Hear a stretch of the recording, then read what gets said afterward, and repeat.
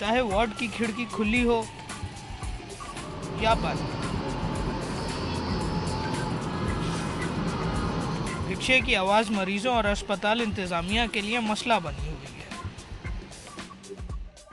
कोशिश तो डेफिनेटली की, अथॉरिटीज़ को कंप्लेन भी की, लेकिन जैसा कि मैंने कहा कि एम ए जिन्ना रोड पे पूरे कराची का बल्क होता है, तो नेचुरली एक सिर्फ हमारे कंप्लेन से उस बल्क को तो डाइवर्ट नहीं किया जा सकता या किसी चीज़ को बैन नहीं किया जा सकता। ये तो एक कम्युनिटी एफर्ट से ही पॉसिबल है। So we are always a part of it and we are always ready to help wherever it is need. रिक्शे चलाने वाले जहां इन तमाम मसाइल से लाइल्म हैं, वहीं उनकी खराब ड्राइविंग भी आए दिन हादसों का बाइस बनती रहती है।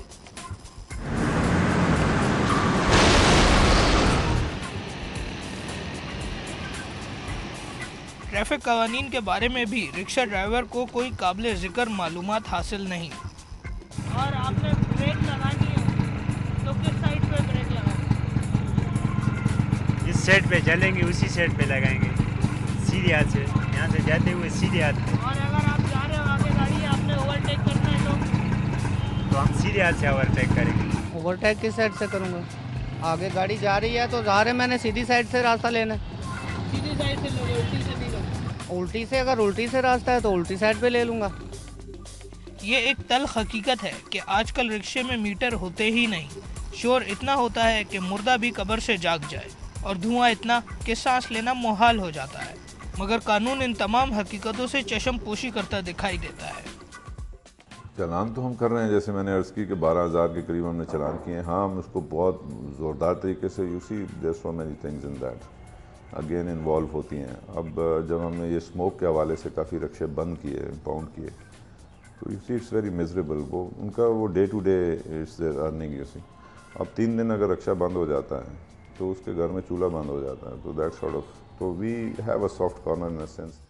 टैक्सी और रिक्शा मालिकान की एसोसिएशन के सदर भी इन तमाम हक़ाइक़ से कतई नज़र रिक्शे को कानून के तमाम तकाजे पूरी करती हुई सवारी करार देते हैं। हर 6 महीने के बाद रिक्शा और टैक्सी फिटनेस ग्राउंड जाती है, वहाँ व्हीकल एग्जामिनर इसका मुआयना करता है। तो ये बात तो समझ में नहीं आती है कि जो लोग कहते हैं ना कि भाई ये तेज़ किया हुआ है, जैसे दिल की धड़कन ऐसे ज़्यादा तेज़ है और हवा से ज़्यादा, ये बातें जो है ना महज क्यास आराइयाँ है। अगर ये दावा है कि भाई फिटनेस के टाइम में साइलेंसर एक होता है, बाहर दूसरा होता है, तो बाहर ये ट्रैफिक वाले क्यों कार्रवाई नहीं करता उस रिक्शे के खिलाफ? किसने रोका है इनको? मगर कब्र का हाल तो मुर्दा ही जानता है। नहीं, लाइसेंस बनाने के लिए पैसा होना चाहिए, पैसा नहीं है। नहीं, मीटर क्यों नहीं लगा? खराब हो गया, चल ही नहीं रहा मीटर। भाई अपना है कि वो गैस बहुत महंगी है, और अपना एक तो दूसरे नंबर पे ये है कि कुछ मीटर होते भी ख़राब हैं। अभी मीटर का तो कोई सिस्टम ही नहीं बना हुआ। मीटर सरकार कह रही है, और किस ने? सरकार ने ख़त्म किया है, ख़त्म है, किसी रिक्शे पे भी नहीं चल रहा। यहाँ सवाल ये पैदा होता है कि इन 2 स्ट्रोक रिक्शों को कानून के दायरे में लाना, उन पर मीटर का इतलाक, धुएं, शोर और रिक्शे को सड़क पर चलाने के लिए सेहतमंद करार देना किसकी जिम्मेदारी है, और इस जिम्मेदारी में इतनी गफलत क्यों बरती जा रही है? एक डिपार्टमेंट है ट्रैफिक पुलिस का जो फिटनेस सर्टिफिकेट देता है, हर साल उनको मिलता है, और तो वो जो जिस तरह इम्प्लीमेंट होता है जो फिटनेस सर्टिफिकेट, तो वो मेरे ख्याल में बस ऐसे ही है, खाना पूरी एक होती है, और उसमें अगेन एक करप्शन का एंगल भी है। वो पैसे लेके और वो फिटनेस सर्टिफिकेट जो है बड़े आसानी के साथ उनको मिल जाता है, और वही व्हीकल जो हैं वो रोडों पे घूम रही हैं। बिलीव मी कि फिटनेस के लिए जो भी जिसको फिटनेस सर्टिफिकेट हम देते हैं, तो he has to have a meter, that's a compulsory item. उसकी फिटनेस उसके बगैर नहीं होती। इसका जी ये high court took a notice of this and I also attended the court, और उसमें ये डिसाइड हुआ था कि इनको जो साइलेंसर्स हैं इनको इम्बॉस किया जाए with the number of the rickshaw का जो रजिस्ट्रेशन नंबर है वही साइलेंसर पे होना चाहिए।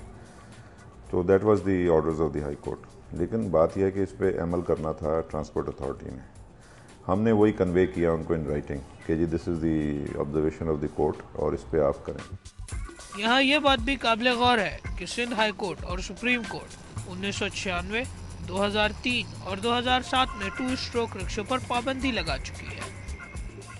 जहाँ पर मास ट्रांजिट सिस्टम ना हो, जहाँ पर जिस शहर में लोग 18 मिलियन की पॉपुलेशन जहाँ पर हो, जहाँ पर गरीब आदमी बसों की छत पे बैठकर जो है वो सफ़र कर रहा हो, वहाँ पर आप जो है वो किसी चीज़ को बैन करने से पहले आप कोई अल्टरनेट तो प्रोवाइड करें। अगर हम ये सारे रिक्शे बैन कर देते हैं सुबह और सारी पुरानी बसेस भी बैन कर देते हैं, तो मुझे मेरे भाई ये बताओ कि ये जो लोग आज पुरानी बसेस की छतों पे सफ़र कर रहे हैं या इन रिक्शे, दैट मीन्स कि यहाँ पर तो 300-300 400 आदमी एक स्टॉप पे खड़ा रहेगा। हुकूमत ने रिक्शा मालिकान को 2010 तक की मोहलत भी दी है ताकि इस अरसे में वो अपना पुराना 2 स्ट्रोक रिक्शा 4 स्ट्रोक CNG रिक्शे में तब्दील करा ले, मगर साल 2010 तक शायद ये मुमकिन ना हो सके। हमारी एसोसिएशन ने गवर्नर से डॉक्टर रिशतुल इबाद खान से 3 साल की मोहलत ली और उस मोहलत में हमने ये कहा कि भाई हुकूमत हमारे साथ ताउन करे, इंजन की फराहमी हुकूमत की जिम्मेदारी है, वो इंजन फराहम करे, हमें दें ताकि हम इसको तब्दील करें। अब मसला ये कि हुकूमत हमसे क्यों ताउन नहीं कर रही है।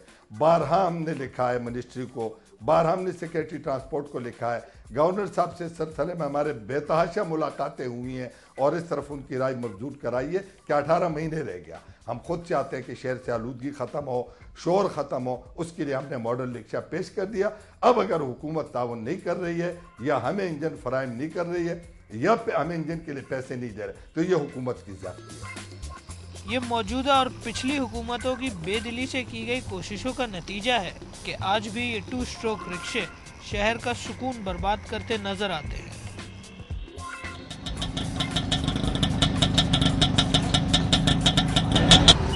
कानून अगर तवातुर के साथ तोड़ा जाए तो एक वक्त ऐसा भी आता है जब उस कानून की कोई अहमियत नहीं रहती।